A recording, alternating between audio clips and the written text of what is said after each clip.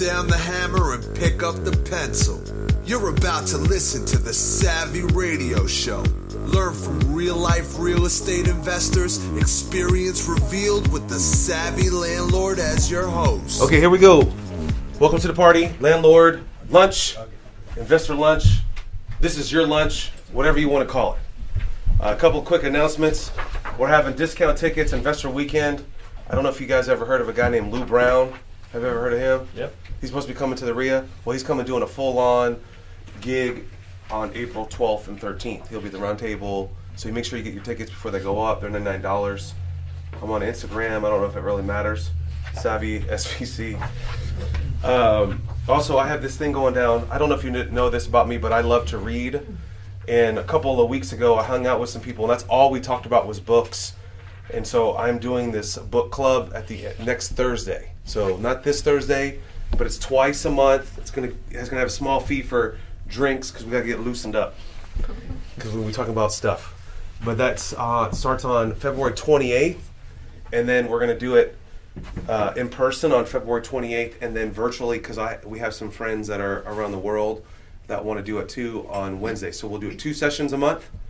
The third Wednesday at 8:30, and then 7 o'clock the fourth Thursday. You go to besavvybookclub.com and we can hang out. Okay, Section 8. Come on in, Lucas, pay at the end. Anybody else behind you? You should never be tardy. It's like a bad thing. It's like karma. Don't be late. On time is late, right? Who taught you that? Your mom? Anybody's mom? $10. I got my bouncer up here, flexing the muscles on you. All right, Section 8. First of all, we'll get into Section 8. How many people do have Section 8 today? I do. 20. Do you have any? So we got 4 people in the room. Okay, why'd you come today? This time. Need to know more about it. Want to know more about it? Okay, is there anything specific before we get into it? And I tried, I'm going to be as neutral as possible. Okay, this is a very tough subject for some people because they have a slated view towards Section 8 because of their own personal views and also the damage and things that have happened to them personally. So I'm going to be as neutral as possible as the media. So if you start bagging on Section 8, I'm going to shut you down, okay? But I'm also going to shed light in areas that you need to be aware of. Is there anything that anybody wants to know about Section 8? This burning desire inside them. How did your thing go from last time? We passed. You had a. We passed the Section 8. Yeah, I asked her that day. We did pass. I can't remember that. We can bring that up here in a minute. The Section 8 inspections, Stephen, that's the biggest challenge I have is the management company I currently have doesn't have a lot of experience with Section 8. Okay, we'll cover inspections heavy. So that's a good one. Okay. We'll spend about 15-20 minutes on inspections. Cool with that? Yep. Because that is a problem. Anything else? Anything? Nobody wants to know how to get paid? Yeah. You want to talk about how to get paid? Sure. How about you can get money taken from your account? Did you know that? You didn't? Okay, let's get into Section 8. Welcome to the class, ladies and gentlemen. This is your class. This is your time. This is our interaction to help each other, okay? Now, Alan, first of all, I started with Section 8. I probably had 20 or 30 units at one time, Section 8. This is 20 years ago. And inspections were every year, and that has changed now. Does anybody know what it is now? 2 years. It's every other year, not every 2 years. So it's every other year. Okay? Now, does anybody understand how it works? This is a federal funded program, right? But did you know there's 2 Section 8s in Oklahoma? Did you guys know that? Okay, what are they called? Oklahoma Housing and something. And then there's the government Section 8. Do you know where those are? Some people reference these 2 things. 4th Street, 63rd. Alan's going to be awesome today. 4th Street and 63rd. Which one do you like better? 63rd. Who said 63rd? Why? This is going to be a fun class. Wow. What makes you like 63rd? I mean, I only have a couple. It's been my better. 63rd, you get no love. No. 0. Really? Yeah, you'll get no love over there. 4th Street is more on like a system, like it's regulated. Over on 63rd, they I don't know, I can't, again, whatever I say, you gotta trust but verify, okay? So let me give you a disclaimer. I'm not perfect in this. I have weeded off almost all my Section 8s over the years. I still have about 6 or 7 of them left. I'm not a big fan of Section 8. I just want to be full disclosure, so I might be a little slated or a little bit. But the Oklahoma Section 8 draws their money from a different source than 4th Street. Okay? So they're two different entities. They don't talk to each other, but they're getting their money from two different places. Okay? We all understand that? So, okay? And so the rules don't apply for they're similar, but they're different. Okay? Does that all make clear? Okay. So, now, how does it work for Section 8? Let's just start with questions. How do you apply for Section 8? Does anybody know? Well, you have to qualify. Does anybody know what the requirements are? Now, I'm talking about the tenant. I'm not talking about the landlord. Well, how do you qualify as a landlord? Does anybody know that? Just a heart rate. You just advertise it. Yeah. Where's the best place to advertise? Go section8.com. Go section8.com. Go section8.com. That's the best place. Okay, so let's just get a culture going here.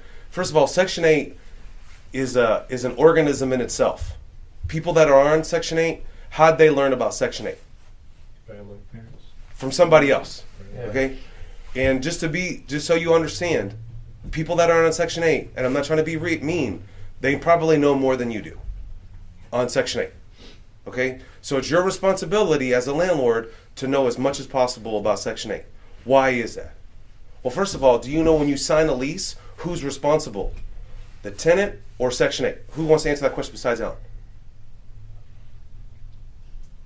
Anybody want to take an answer? Section 8. Well, Nope. The tenant's responsible for the lease. Yeah, but Section 8 requires they make all these speculations in the lease, but they never sign the lease. But they make you enforce the lease, and they modify the lease too. Has anybody had that happen? Okay, don't you think that's a little bizarre? They're negotiating a lease that they're not bound to. Why are they not bound to it? If someone does not pay that lease, who's responsible? That's their way out of it.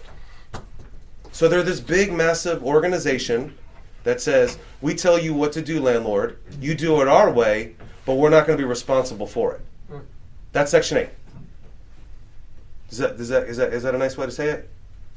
Okay, so don't think that this is a guaranteed income. Has any money ever been removed out of your bank account? You have, Jordan? Justina. I'm sorry. England is your last name? Okay, I'm sorry. I had a tenant skip out. I didn't know it. 3 months had passed. She was 100% paid, so I got no reason to go over there and post a notice. She had a domestic situation occur, which allows her to up and move. Well, she did it anyway and didn't tell me. And she missed her annual appointment. And then Section 8 came back and swiped 3 months of rent out of my next check. So for 3 months, you haven't heard from this tenant. You're assuming, because you have a 12-month lease, that they're in the property because you haven't heard from them, because you have a few units and you don't drive by every single one of them 24 hours a day, 7 days a week. This individual is living in there that you're aware of.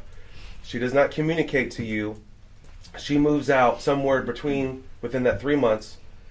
You find out because she randomly misses an inspection. Was it an inspection? An annual Review of her documentation and Okay. financials and stuff. And they found out. Do you know how? This is one word you need to learn, and you write this down. There's one word that you need to understand. How do they justify? When did that happen? Do you know? Did they explain it to you? When the utilities were shut off. Yeah, it's called possession. This is the word that you need to learn. I got stung really bad, and they sucked money out of my account. First of all, it's very convenient that they put money in your account, but I don't know how they get authority, but they have authority to take money out of your account.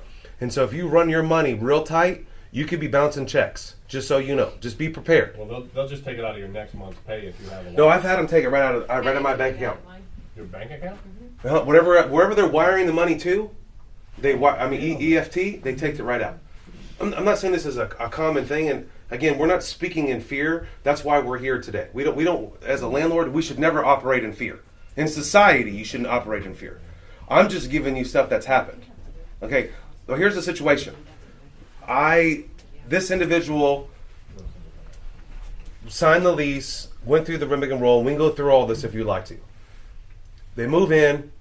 I open the door. Doesn't pay the rent. I knock on the door. I make sure that everything's safe. I open the door. I see boxes everywhere. In my mind, the guys moved in. Shut the door. Hey, no, he didn't pay his rent, so I got to start filing the eviction. File the eviction. Guy disappears. Section 8 takes out the money out of my bank account. And I was like, how is that possible? The guy's boxes are in the house. I have pictures of his boxes. Oh, he never took possession. That's the word you need to write down. And you need to write this word down, and you need to exercise this word. All of your business comes around the word possession. And how do you deem possession? Utilities need to be turned on your name. If you've rented an apartment building before, they ask you need to have the utilities turned on before we sign the lease. Does anybody do that? I would recommend doing that from this day forward. Yeah, they're asking me a copy of their account number. Or we verify it on the phone. We call, like in front of the lease, before we sign the lease, did you turn utilities on, yes or no? Yes. Who'd you turn the utilities on with? OG&E. Great. Do you have any documentation or receipt of your deposit? No, I don't. Okay, let me make a phone call. Right there. If they do not have utilities turned on, in the eyes of Section 8, it's not considered possession of the property. Now, remember, I gave them the keys. They signed the lease. Wouldn't that be possession in reality? You took possession when you handed the keys. As far as the court's concerned, yes. But in the eyes of Section 8, it's a different scenario. And keep in mind, like I said in the beginning, no one's going to back you up in here. No, okay, because they're not signing the lease. You're not suing them if you have an eviction. Okay, so you got to keep this in mind. You're all by yourself. It's you against the world. And you're dealing with someone obviously is in need of financial support. So that should tell you right there. Okay, so what's the word we learned? And if you sign a lease with somebody, what should you have them do? But the utilities are Verify utilities. Make sure they're turned on. Okay. Now, so we got a ton of time. Any quick questions before we get into it? So let's just go through the process. I mean, is it all utilities? Do you just go with one? I just do OG&E mainly. I mean, gas bill is an issue because sometimes they require, people are moving in. Depends on the quality of tenant. $250 electricity deposit, $250 gas deposit. Sometimes So you just want some kind of documentation. I have some proof of possession because you can call OG&E up and is someone currently, a customer. They're not going to tell you their information. They're going to say yes or no. And then if you need to subpoena that information, you can if you ever have an issue. So that's but they'll say yes or no on the phone. It's blank blank blank blank. They'll say yes or no. Okay, so let's go through the process. First of all, there's this thing that the tenant needs. It's called a voucher. Does anybody understand what the voucher does? Well, there's a process. So someone says, hey, I'm in need. I need to be on Section 8, and they go apply. Does anyone have an idea how long it takes for them to get on Section 8? Anybody want to take a guess? 2 years. It's a several-year process. And sometimes it can be short. And what happens is they issue so much money in an area of need, and that money can be depleted quickly, or it can go on for a length of time. Now, I don't understand. This is all Section 8 on 4th Street. I'm not sure how it is on 63rd, and I don't know how they get their money. But they have their own money, okay? Now, what you do is that you apply. You got to prove why you should be on Section 8, okay? And most individuals that are on Section 8, they understand the process of how this works. Now, we may not understand that process, and I don't know if it necessarily benefits you, but you need to understand that they have this thing called a voucher. Now, what does a voucher do? Does anybody know what it says on a voucher? Has anybody seen a voucher? Nobody seen a voucher? Well, that's the first thing you should ask. I recommend asking, do you have a voucher? So write that down. They say they're waiting on it. Don't show them that. Yeah. So just like you would do any due diligence, buying a property or renting to anyone, you got to have questions. You got to ask, do you have your voucher? And then the next question is, what is your voucher for? And then the next question after that, when does it expire? Zach, write that down. 3 questions. Act like you want to be here. Come on. I'm going to charge you $20 next time, homie. Okay, so do you have a voucher? What is it for? Now, what I mean by what is it for, is it for a 2-bed, 3-bed, 4-bed, or in Alan's world, an 8-bed? I got a 7. He's got a 7-bed. It's amazing how much you could get on a 7-bed. Okay. You have comps for it. We'll get into rents too, because rents is an issue.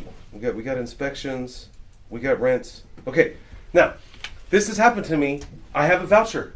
Great. I was an ignorant landlord. I was showing the property, and the voucher expires. What happens when the voucher expires? Like, yes, got to go through another process. They have to get it renewed. So if it's not current now, what happens when they bring a voucher in and you're going to rent to them? You fill out this voucher and it gets to Section 8, and that starts the process so they can start getting an inspection for your property. So you have this potential tenant. You got to try to do due diligence on them. You got to ask them if they got a voucher, see what it's for. For example, this has happened to me where someone was pregnant and they have a voucher for a 2-bed, but my property is a 3-bed.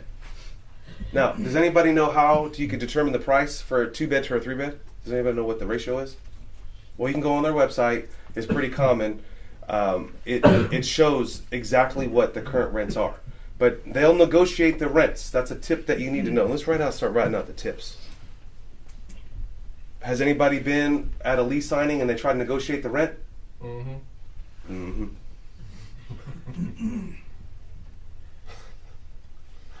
Man, I'm telling you, this is the best $10 you've ever spent. What we're about to tell you will change your world. Okay, so obviously the more room. Now, what deems a bedroom? Does anybody know what deems a bedroom? It has to have a closet and a window and heat. And 70 square feet. Now, is central AC required? No. Is AC required? No. No. Is heat required? Yes. It's in the law books in the state of Oklahoma that you require heat anyway. Just so you know, and plumbing. Just FYI. If you ever deny someone or charge rent for someone and it doesn't have a functional bathroom, you're going against the law. Just FYI. So you need to know. You gotta provide what? Heat, bathroom, not in that room, closet, a window, and that's considered a bedroom. Is there square footage? Does anybody know what the square footage is? Alan said 70 square feet. 70? I think it's 70. That's like a bathroom. It ain't me. Isn't a bathroom 70 square foot? About 10. That's 7 by 10? Man. 6'2". Listen, it's enough for a bed. Where would the closet go? I'll verify that. That's like a prison cell. Okay, so the more bedrooms. Now, why do you think people convert garages? More bedrooms, more rent. Okay. Now, some people get real thrifty. You can convert a room and it has central air. You can bolt a armoire to the wall, and that will pass. Just a little tip for you. If you're a little handyman, and you go into a garage and there's no closet, you can put an armoire up there, and that could be considered a closet. It doesn't have to be structured. Just another tip for you. Does that work interior as well? Interior. Well, they're not renting outside, homie. No, your garage. You're working around the room. Armoire. It's like a closet that has doors on it. Okay, you can do that in any bedroom. If you want to make it a 3-bedroom, let's just say you have a 2-bedroom, and you got this little office that has nothing going on, and it's, as Alan would say, 7 feet by 10 feet. You can slide that little deal in there, and that could be your 3rd bed. And your rent jumps up really high. Now, they have a list of what the rents should be charging on their website. But what happens is, if this has happened to me in the middle of the lease, we went through all this rigmarole, we went through all this inspections, we went through this whole process, and we're about to sign the lease, and the gal decided to use this word called market rent in the middle of the lease signing. Now, I said, okay, well, this is what it is, but she actually negotiated my rent down by $20-something because I was just wanted to sign this lease. So keep this in mind. You want to, when you're getting this voucher, I write on the voucher what the rent is. Okay, now you're going to have an issue. You can't, this is, I think, a problem with landlords. You can't change the price because they're Section 8. That's illegal. Does anybody understand? Like, so if you're advertising $850 for a 3-bedroom, and they say there's Section 8 on the phone, oh, it's $900. It don't work like that. But there's ways around that. And let me help you with this one. Let's just say you wanted $900. Turn that off. That's okay. It's legal because I do this all the time. Does it come with a refrigerator? Doesn't come with a refrigerator. And the refrigerator is $50 more. And we have a separate lease for the refrigerator. Okay?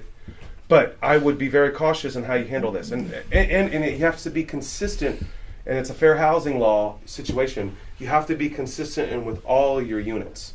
You can't just have Section 8 units that you rent appliances to. All of my units we rent all appliances to all of our units. But just so you're clear, we advertise the price without the refrigerator. Okay? So however you play that out, you can play that out. All right. Any questions so far on that? So they apply. They have a voucher. You show the property. Now here's some tips. You can call Section 8 and have a pre-inspection. It's possible. And that's what I would recommend. If you're going to convert your property into Section 8, I would ask for a pre-inspection. And usually, here's the quick things that you need to look for. There can't be any cracks anywhere. There can't be any chip paint anywhere.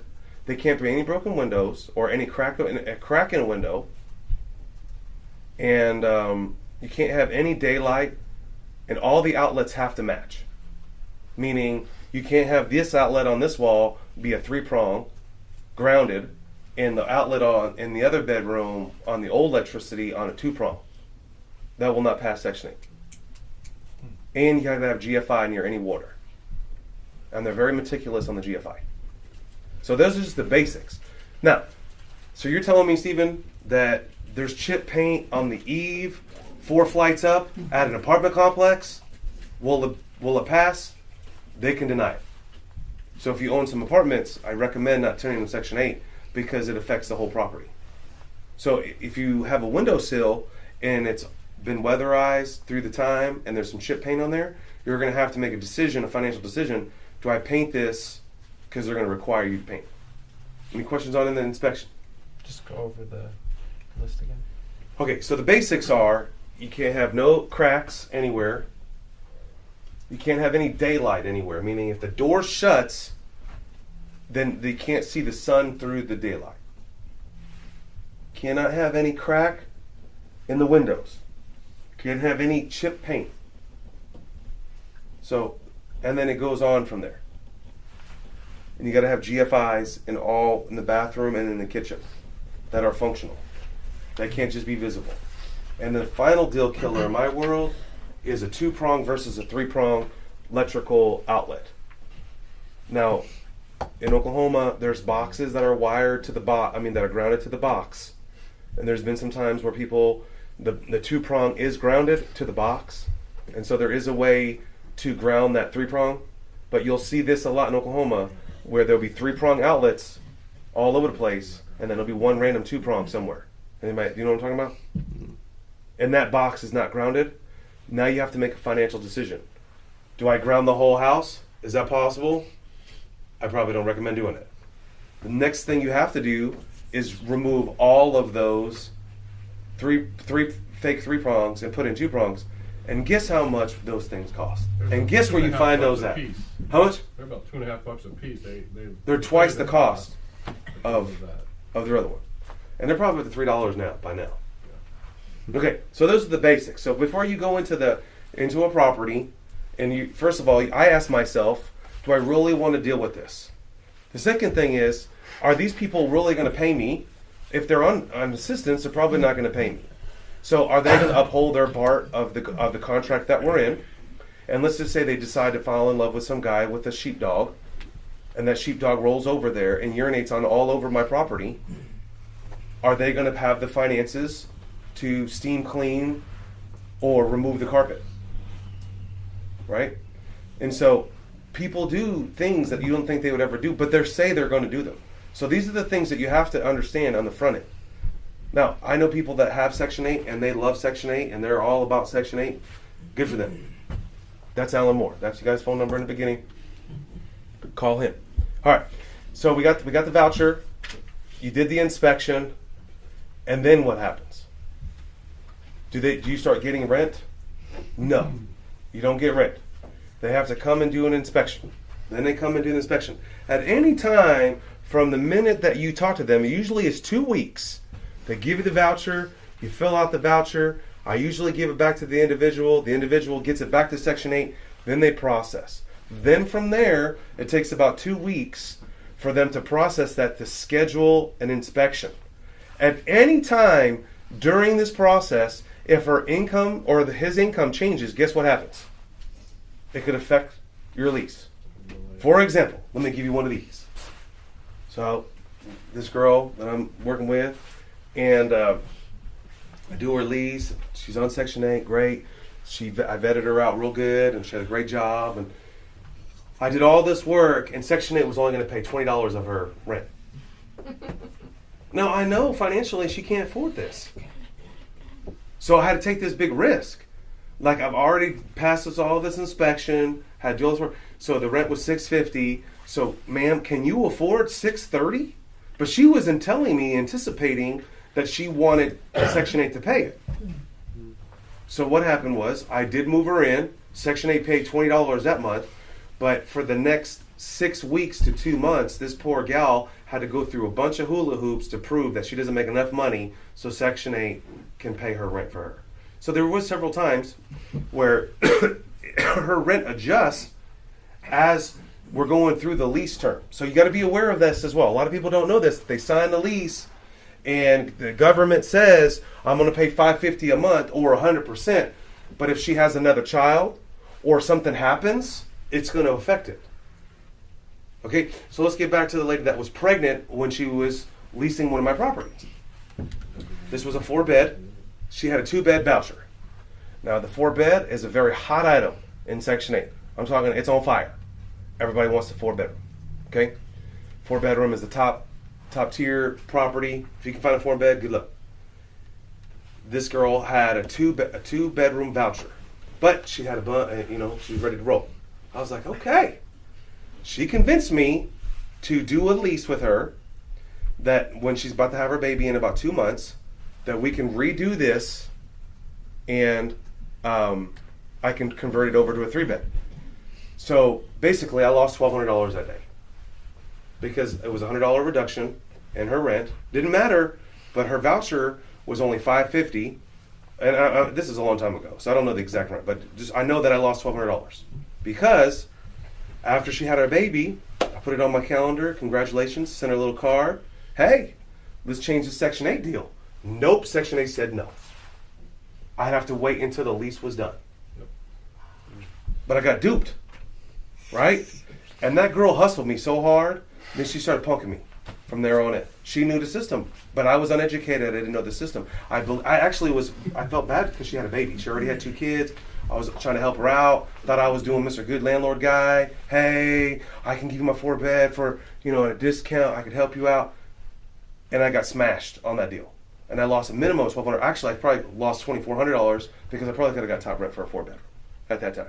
So now this reverses in your favor on the other side, on raising rents. It is extremely easy to raise rent on Section 8. Now, 2 things that you have to be aware of on Section 8. Can they afford it? Because this has happened. Now, I don't know about you, but that's another story. So you need to raise rents. First of all, you should probably raise rent. Let's just get this across the board here, ladies and gentlemen. You're not helping anyone by having low rents. Number 2, if you're really going to be a successful investor, your banker is going to look at your rents, and if you're under rented, you're underperforming, and it's not a good portfolio, just so you know. So if you want to be a superstar landlord or an investor, you probably need to get at least market rents. And if you have I know I'll get on a tangent here. If you have software, some of the software, and you should have this in your spreadsheet, okay? If you don't have this on your spreadsheet for your portfolio, market rent and what you're charging, what you're actually getting. That's what real professional investors have. We all clear on that? Because you're really hurting the economy. I don't want to get into philosophy here, but just to give you a heads up. Okay, now, why were we on this tangent? Where were we? I forgot. I'm so excited about raising rents. I used to never raise rents. Oh, raising rents of Section 8, okay? It's really simple. You just submit a letter, and Majority of the time, I've gotten approved. It's very rare that I don't get approved for Section 8 for rent increases. But a lot of people are nervous and scared that they don't raise the rent because they're thinking the tenant. Now, two things are going to happen. One, that Section 8 will push that rent increase on the tenant. Not normally, but that has happened before. But majority, the Section 8 will absorb that cost. So make sure you are aware of that. And you should be submitting, if you have any Section 8 at all, you should be submitting rent increases, regardless. Because you know why? The government pays for inflation. The government gives a housing allowance across the board. Every politician gets a raise. We're all clear on that? Yeah. On average, how much do you raise the rents? To the maximum of the current. I look on their website and I value what it is, or I do a quick search at Renometer or Craigslist. I just have an idea. Section 8 has a rent estimator on their page, and that is what they go by, and I used that against them this last time to the full benefit, and they didn't even try to negotiate any of it. They just accepted it. No, I want you guys to be clear, and I'm not dogging Section 8, but you got to think about it. This is not a charity. You are a business. Now, if you really want to think about it, the government, the judge, society looks at you like a business. If you don't treat it like a business, you're a riffraff. Do you understand what I'm saying? Don't think you're helping people because you're on Section 8. Section 8 is a business. People build hundreds of units to capitalize on Section 8. Your job as a business individual, as a landlord, is to provide safe housing. Does it really matter where the money's coming from? You're providing a business. Okay? Now, if you ever got in trouble, if you ever did anything wrong, they're going to treat you to the maximum of the law. They're going to assume that you know the law. So think, because I was Mr. Nice Guy, hey, helping out Miss pregnant girl with a 2-bed voucher, Steve VanCauwenbergh is amazing. They freaking railroaded me. I was so delayed. I'm telling you, I had 4 or 5 people trying to rent that unit. And I felt this lady was in need. She just broke up with her boy. Something happened with her man, and I got caught in the story. And I can help you. You know what I'm saying? And then I move her in, and I'm the savior. And then when 3 months came, when she had a baby, dude, she sold me out. She would say stuff to Section 8. I was like, you got to be kidding me. That's how that was the law in my world that we started renting appliances from that day forward. Because I was trying to think of how in the world can I get my money back? Because I just got taken. So don't get taken. Treat it like a business because they're going to treat you like a business. And don't offer any discounts and you can't. And anything you say, you've got to keep it consistent and you got to keep it in writing. For example, I've talked about this before, but let's just be clear. I had a Section 8 lady, okay, an older lady, and it was only $12 was her rent. For some weird reason, the stupid landlord before me would go pick up her rent because he felt he was obligated because she was older and she only paid $12. It was no big deal. Well, that's illegal if I go pick up her rent. Why is that? You gotta pick up everybody. I got to pick up everybody's rent.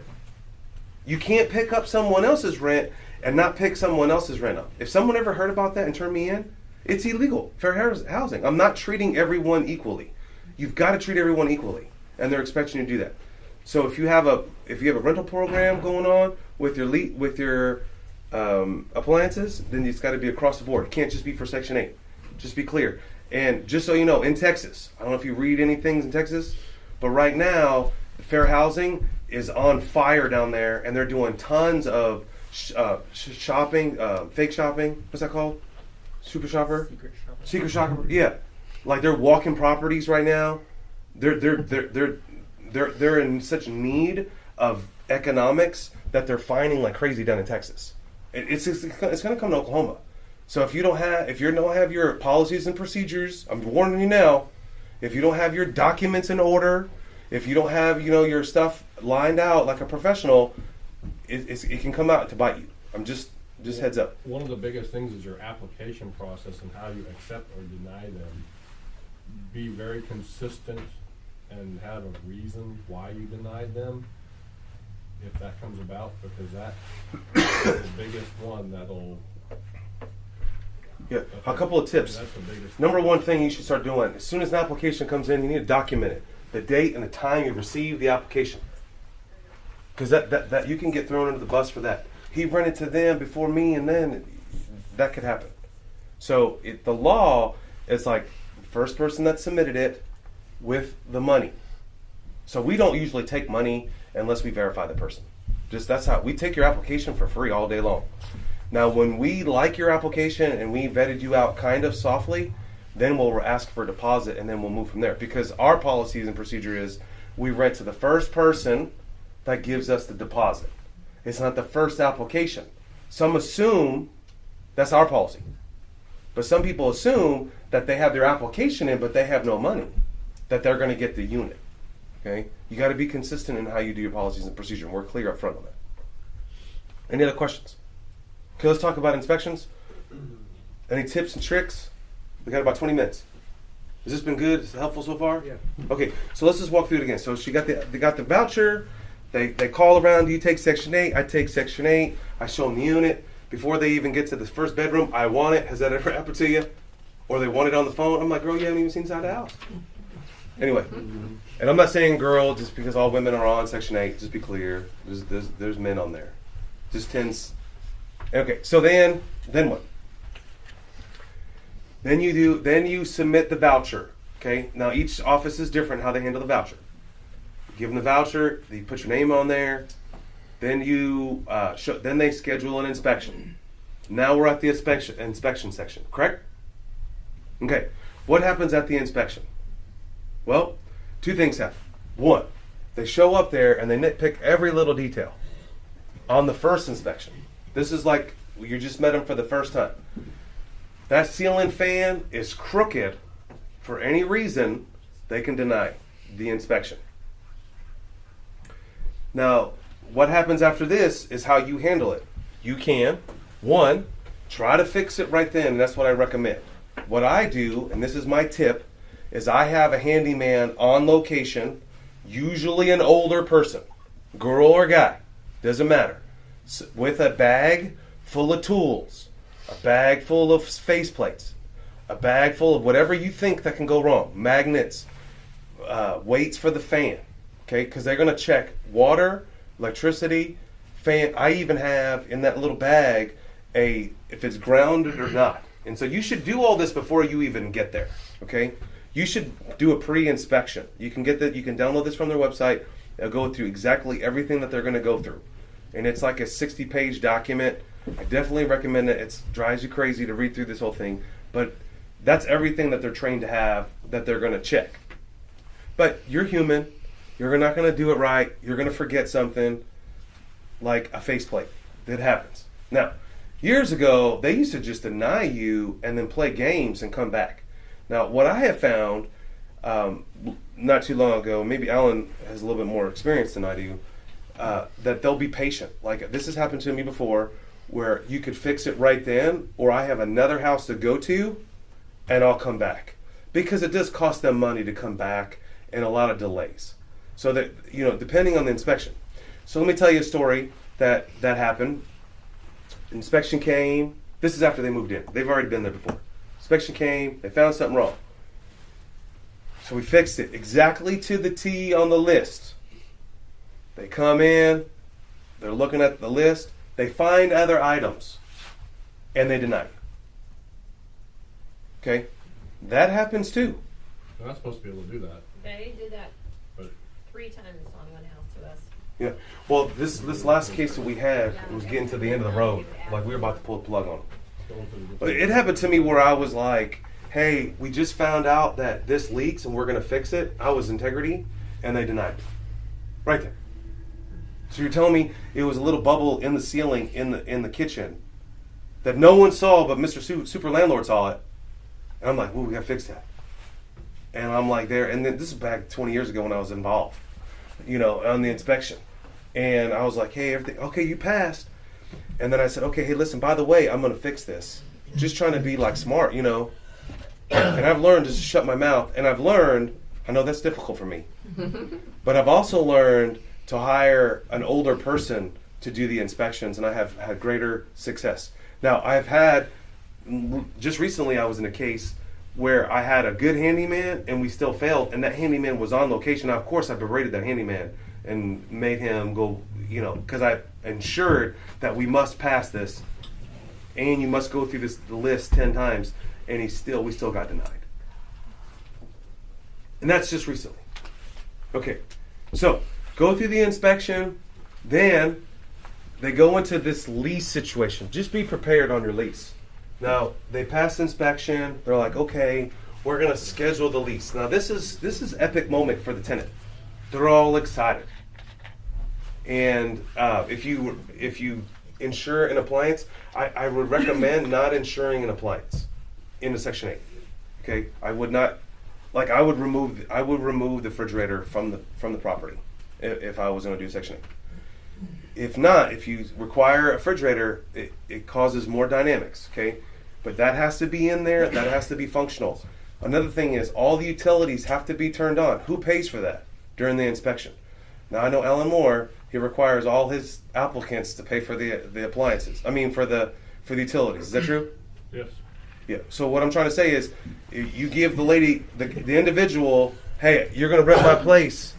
You must turn on all the utilities. That's a tip for you.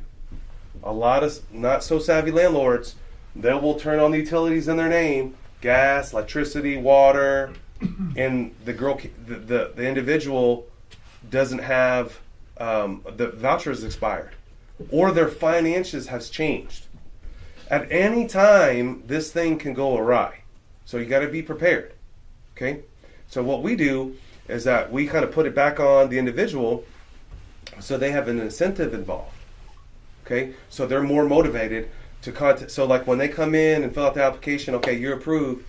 Here's your voucher. You go back to Section 8 and you set up all this jazz and see how motivated they are. And we only hold the property for a certain length of time. So I look at their voucher, and then I'm like, I give them a 2-week window to get all this done.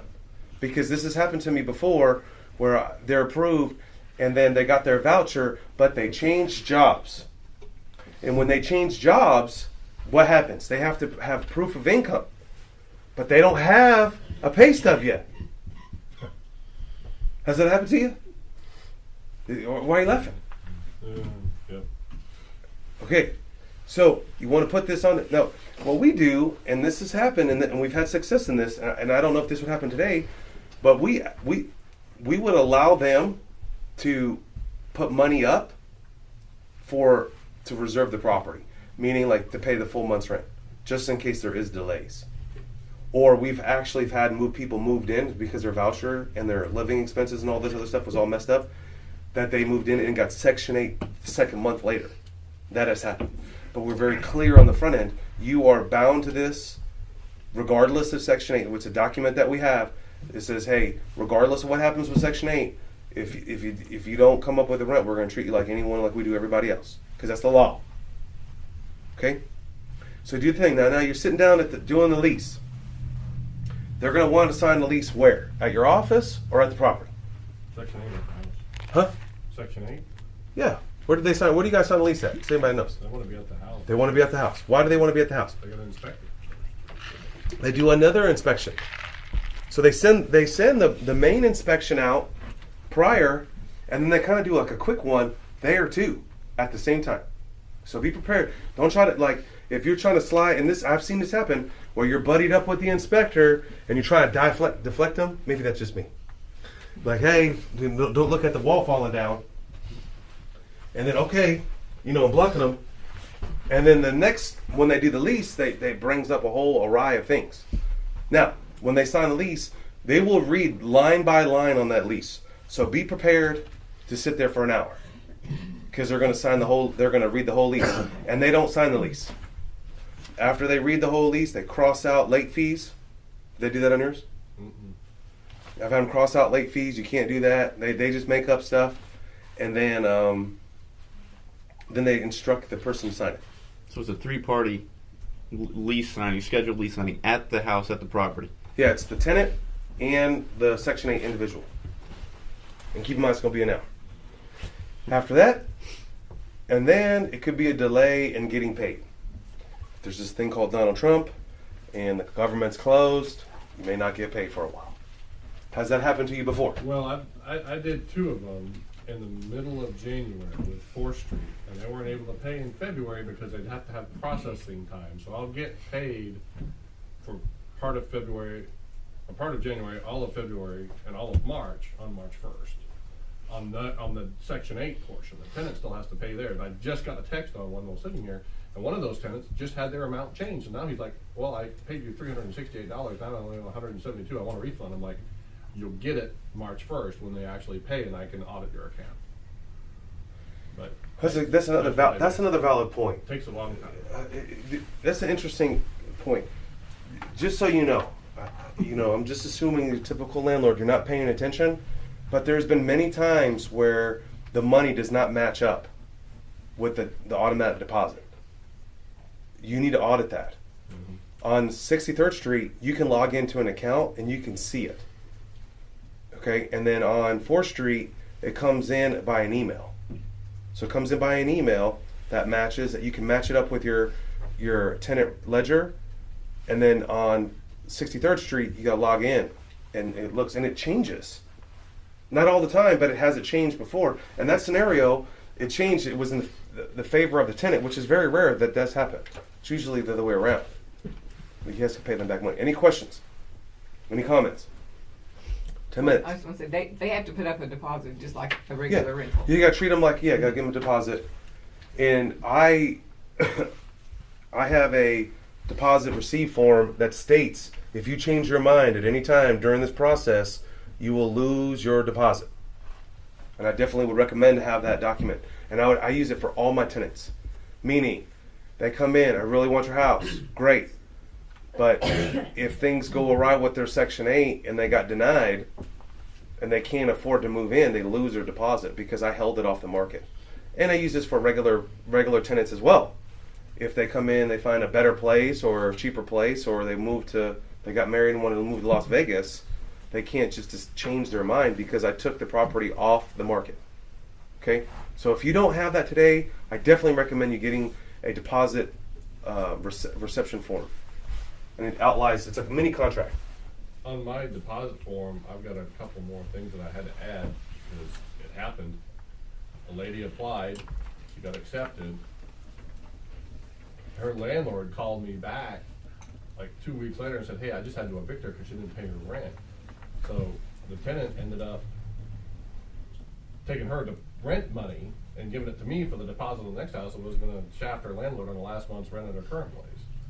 So in my deposit form now, I got from this point to the point of lease signing, if we should obtain the information that would have otherwise changed our decision on to rent to you, then we can still deny you. So after you've already been accepted and you paid your deposit and you're still waiting to move in, if you find you've got a felony now, you got evicted or something like that, we can still deny you. Yeah, well, on ours it says if we cannot provide a home to you, then we'll refund their deposit. And that's that clause that we have just in case something does pop up. But we'll give them their money back. What about the money in that situation? I would assume you give them their money back. I would have to, yes, but I don't have to rent to them. Sure. Right. But it's a disclosure on there. Because it does happen, things pop up during the process. Okay, any other questions, comments? Here's Yes. the thing. Have a house for rent for $900. She's qualified at $800. Section 8 will not go up from $800. So she says, well, I'll just give you $100 on the slide. Oh, this is good. Let's talk about that. no side payments. You can't do any kind of side hustle at all. You will get thrown under the bus, and they will lure you in. Those are those. And that was the one with the pregnant deal that lured me in. That's She was so desperate to get the house. Those people that are trying to get the fines on people, that's probably one of the things that they'll come up with. Well, what if I made a side payment? Yeah. Whatever you do not do any kind of side thing like Fraud. it's defrauding the government. It's a federal offense, just to be clear.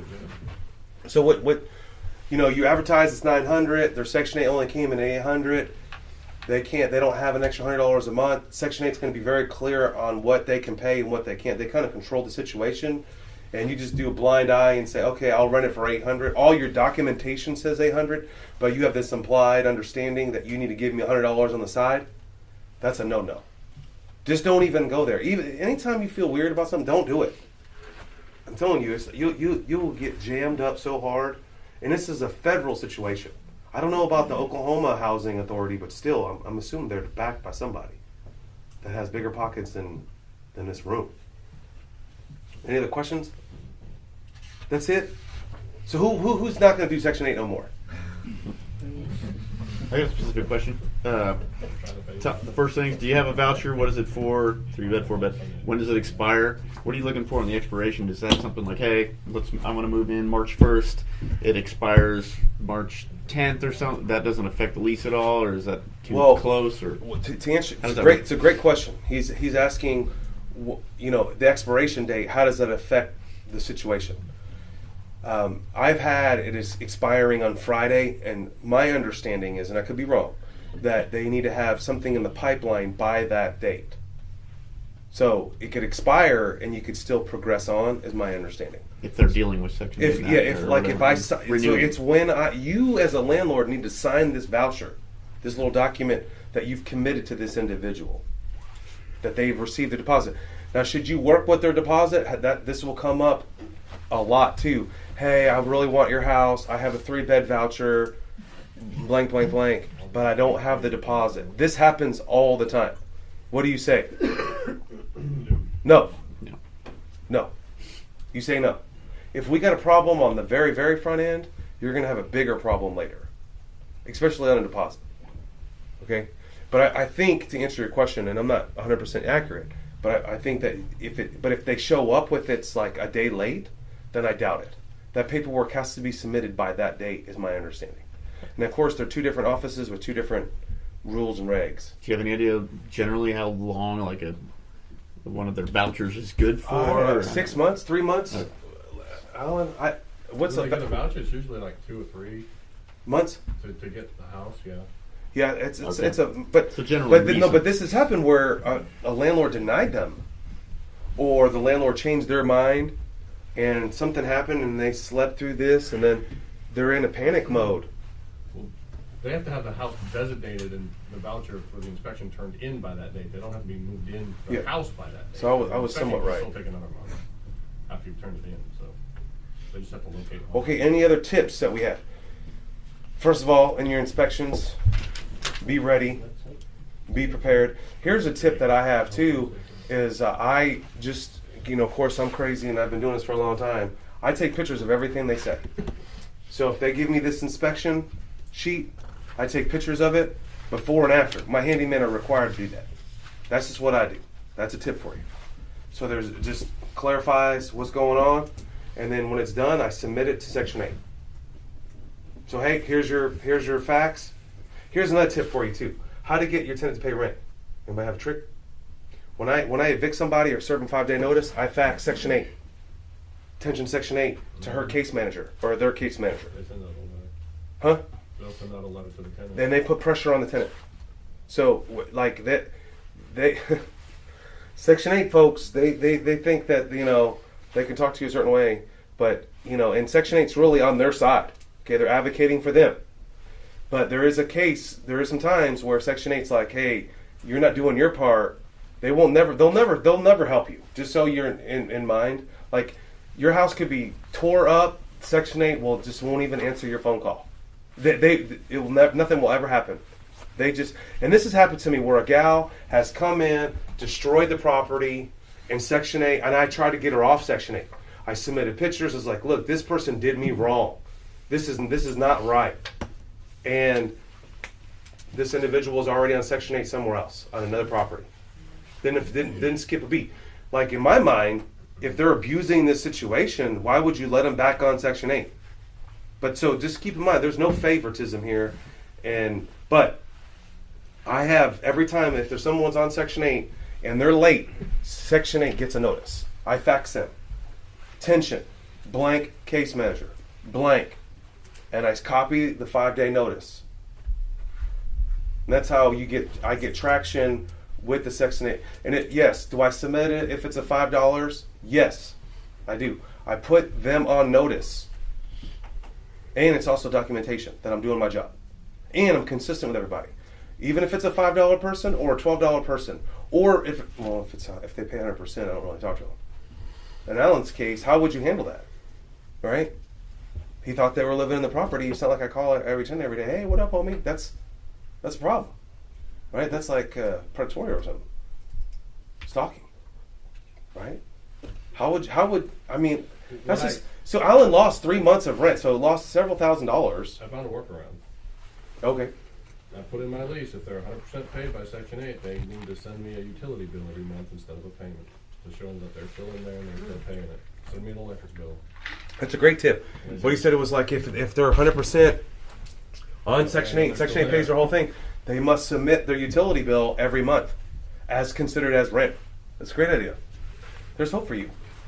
Not much, but thanks. That's a really good tip. I wish I would have known that. You know, and I'm not against Section 8. I just want you to understand, like, I know, and it's not a female-dominated situation. It just seems like the people that I have dealt with on a regular basis are ladies. So I'm not chauvinist. I'm not against. I haven't really had anybody have any like male Section 8 men? Yeah, I got one. In all the years? Yep. Just one? So What it's do you more do? rare of a ladies. Men just step up and not leave women. That's what it's that needs to typically happen. because the women are the ones that have the children. Yeah. And that's Yes, Why sir. did you decide to get out of Section 8? Because the market's so hot, there's no need. Section 8 was real hot 20 years ago when you couldn't, rents weren't competitive as it is now. Yeah. Oklahoma City's growing by leaps and thousands of people a month are moving here. Yeah. That's why the market's so hot here. And since it's so hot here, prices of real estate in general have gone up, thus rents will go up. So it's just a supply and demand situation. I don't ever see Section 8 ever becoming a successful thing again, unless the bomb blows up and Donald Trump kills everybody. I don't see how in the world Section 8 would ever supersede a regular tenant. Section 8 was just a convenient automatic pay thing, lazy landlord mentality a long time ago. I'm surprised that the government just doesn't build their own apartments and house them. They do. They do in some, but I'm surprised they don't expand it more out here. I just think we just need, I'm not a political person. I just think we just need to educate people. I love teaching people how to make money. Right. You can arbitrage virtual assistants online. I mean, I can make money anywhere. I mean, I made money going to a pawn shop, negotiating a turntable, walk to the other pawn shop and make $50 selling the same damn turntable. How did I make money? It took me 10 minutes and I made $50. If we just teach people how to make money, we wouldn't be worrying about Section 8. If we teach people to get off the couch and not get free money and go cut someone's grass for $10, you won't pay your rent. Or be everybody nice like Chick-fil-A. Whoo, it's a pleasure to serve you. Have you noticed in culture today that it seems like people are nicer at better places? Does anybody understand that? Like, am I just on drugs? But I joined this gym, and they just know my name when I walk in there. I'm so dumbfounded that they know my name. And I'm like, how much you getting paid an hour? That's what I want to know. They don't do that at Walmart. F you. Get out. And I asked the chick, how much you getting paid? 10 something. That's great. 10.35. Right? $1 more at Chick-fil-A, I get my pleasure. I'm like, thank you. No, my pleasure. No, thank you. My pleasure. They have to say that. Right. You know. Well, why can't we just have a society of people that care, And people should be getting paid more. I'm all about paying people. People should be paid more, but we're on it. All right, we'll change the subject. Clarification on something you said before about how the amount of money that Section 8 would pay you will fluctuate depending on their life situation. So are you saying that, say you have that $900 unit and they were getting Section 8 at $900, are you saying that sometimes it'll drop to $800? Yeah, so like this is an actual story. A girl was working at a casino and she got a raise, and their benefit or their Section 8 fluctuates on their income. So if they're making more money in a consistent length of time, their Section 8 will drop out. So it incentivizes them to make less money so they could keep their consistency. So if they're working and they're making $1,000 a month, Section 8 says, hey, we'll pay $800 a month for your rent. But if you make if you get a raise, we're going to pay less. So that $900 went down to $800. And that fluctuated. But you still get the same rent. That's what he's asking. You get the same rent, but this individual may have to pay an extra $100 that month. They're part of their Section 8. It's all based on what their income is. Does Section 8 notify you when that happens? Kind of. I mean, there was a time with this individual that started out at Section 8 paid $24, which the girl's impression her part was only going to be $24. So that's what I understood. Like, okay, I'm going to get $625. If the girl doesn't pay $24, I'm cool with the rent. You know, I'll work with her. But when I signed the lease, I almost peed my pants. Yes, they told me right there, we're only going to pay $24 a month of her rent. I had to, what? I'm sorry? So this individual has to come up with $600 and something a month. Yes. How is that possible? Because I looked at her financials. I have her pay stubs. But through the process of several months of her proving her income and her children and all this other scenario, what the government makes you do, her monthly Section 8 payment, what Section 8 was paying, would rise. Probably that girl stayed in my property for 3 to 5 years, at least 3 years. Her Section 8 changed at least 8 times in at least 3 years. I think she was there 4 years. It changed that many times. I don't know why. I mean, some people are on SSI, and so their income is always the same. Some people have a specific job they've been working there for a single length of time, so it doesn't change. But this individual was really trying to make it in life and society, and Section 8 just monitored their money and just controlled them. They control your utilities too. That's another thing we didn't talk about, where they factor in utility cost, and that plays a part in the rent that they're willing to distribute for rent. Keep that in mind too. They do a utility allowance. OHFA.org has pull-down menus, and they got all that in there where you can go down and you can figure it out to the dollar what they're willing to spend in the rent for you. You know how much they make. All right, those are good questions. Any other great questions? Still on that, on the fluctuating rent, do you have any tips on making sure you're getting paid that $900 if you think it's going to fluctuate from $850, $900?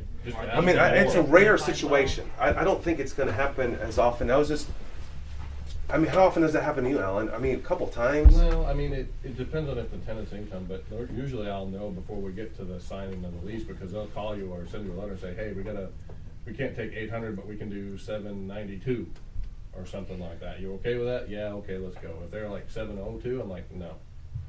You got to keep in mind, and this system is built for people not to work, so they're not really incentivized to go get a better job. So this individual started off not getting the assistance and got the assistance, so it was a rare situation. If you're getting free money,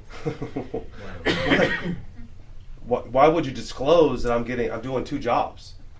But there is a time when they do their taxes, and they have to, when you qualify for Section 8, you submit your taxes, and you had extra, like you got a second job, they're going to penalize that individual, and now their rent payment's going to decline. But this doesn't happen all the time, and it may change in the culture today. Maybe Section 8 is on its way out. I don't know, but I've seen it happen where it's gone, like their payment has gone less and its payment has gone more on both sides. So don't think it's not going to happen. Be privy to this, that it may happen. That you know, and it just makes sense, right? Because people's economics changes, and Section 8 is really tight on their money. And there's been years, I don't know how long ago was this, but there was a freeze on Section 8 for a while. Like they were not issuing out any vouchers. I don't know where this money comes from. Oh, I know where it comes from. From successful landlords. That's why I don't dog Section 8, because we're really paying for it. If you think about it, it's a circle. Another question, clarification on evictions. You said basically if you're doing an eviction, you're saying it to the tenant and to the case manager? Is that the person? That's just to motivate them to send the tenant a letter. Okay, but it's the case manager. But the case manager is nothing. It's between you and the lease signing. Yeah, but the case manager will put pressure onto the tenant. Yeah, that's what you're trying to do. That's just a tip. A lot of people think that, because Section 8 really doesn't help you. Section 8 is an advocate for the tenant. So they're not like, oh, pro-landlord.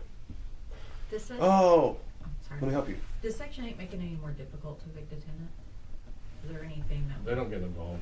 They don't get involved? Yeah, because they're like a government institution. I wish I could. Seriously.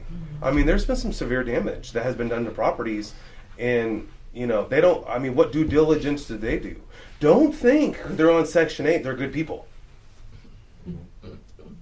Does that make sense? Like, you think that there's a system in place, the government vets them out, and, you know, and you're such a nice landlord, and you're opening your property up to help them. It doesn't work like that. You're the big bad person that owns a property, and we're trying to help this little person. And you should be discounting your rent because we're Section 8 and we tell you what we could do. Or we can take money out of your bank account. I mean, think about, you know, Alan. What if Alan was his only house, and he saved all his money to buy this house, and something drastically changed in his life, a medical cost, and he has that house paid off, and he needs that $1,000 to pay for his grandmother on life support, and Section 8 don't even call him and say, took out 3 months of his rent. They just assume that he's a millionaire because you own a property, right? You got to understand, like, there's more mechanics to this than we think there is. And so you got to be sensitive, and, like, this is a profession. This is a job. And so don't be mad. You're going to be treated like a professional. You should treat them like a professional. And if you should do inspections, if you're not doing at least every 6 months an inspection on a property, you're a fool. You're a fool. Things happen in properties. People change. People get married. People get divorced. It happens. They get pets. They get pets. And pets cause ungodly damage. Thousands. You remember, how much does it cost for a square foot for carpet? $2 a square foot, right? I mean, if you're ghetto, you can go with $1 a square foot. Landlord Brown. But I'm just saying, that's $1,000 straight out the gate. Plus time delay. You can't rent the house out. And an animal will ruin your carpet. You can't save it. You can put all the enzymes you want in that deal. It's not going to save it. Okay? So you just lost $700. Was it really worth all that effort? Right? But again, who eats all that cost? You do. And we're also paying taxes on top of that, just so you know. Just you know. One more nugget I'd like to drop, if I can. If you have a tenant that's giving you a lot of problems, you can't get them out because Section 8 pays it. You've got to do a violation of lease if they've got a pet or something like that. Judges don't really like those types of scenarios.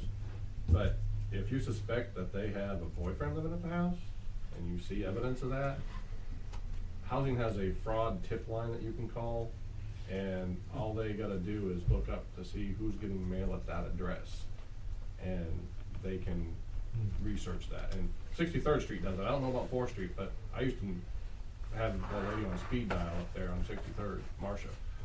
She's retired now, but she's heard from me several times. Really? Yes, because tenants will have a boyfriend coming over, staying there. Yeah, I remember my very first Section 8. And, I know the girl's name today, 20 years later. Start getting dogs and. I remember this. I bought this house. I had Section 8 in there, and I was like, "Cool, Section 8." We didn't talk about how to handle a house when you take it over. And I remember there was this inspection, and I walk in there. I'm like, "Hey, nobody's in the bedroom." Oh, you know, they can't be around during inspection. You know, there's a lot of stuff that goes on. It is fraud, and you should handle it to a certain level. But that was my first experience in Section 8. Anyway, any subject for next week? Anybody have any ideas they want to? Investor Weekend is not far off, with over 10 information sessions to increase your portfolio. Log on to www.investorweekend.com. Whether you are a seasoned investor or never purchased a property before, you don't want to miss the Investor Weekend.